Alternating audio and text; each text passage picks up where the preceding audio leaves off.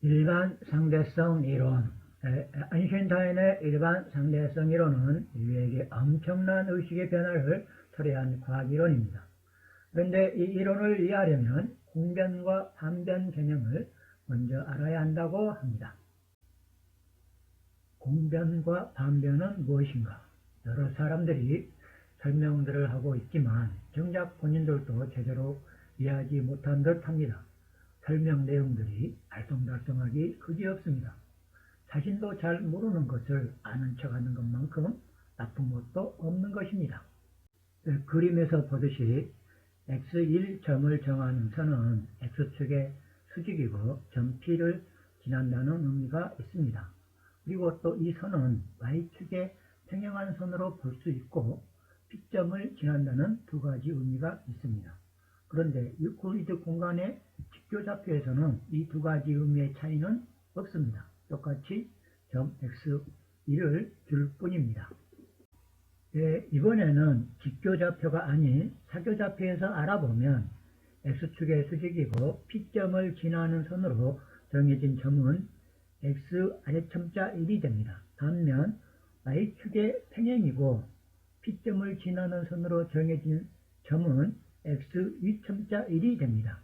이렇게 어떤 의미의 선을 사용하느냐에 따라서 벡터 A의 성분 표시가 사교좌표에서는 달라지는 것입니다.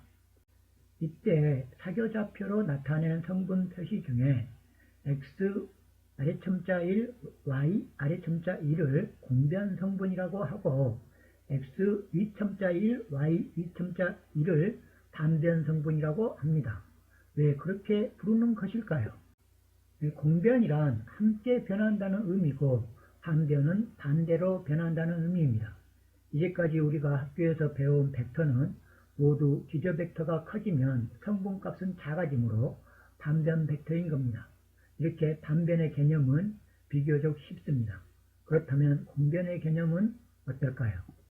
공변의 개념은 내적을 구하는 것으로 시작합니다.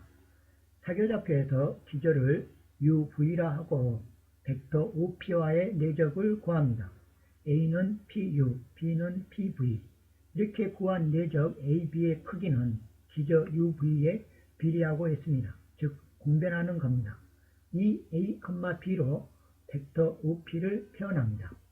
이렇게 공변, 반변의 개념이 필요한 것은 일반 상대성 이론이 공간이 굽어 있다고 주장하기 때문입니다.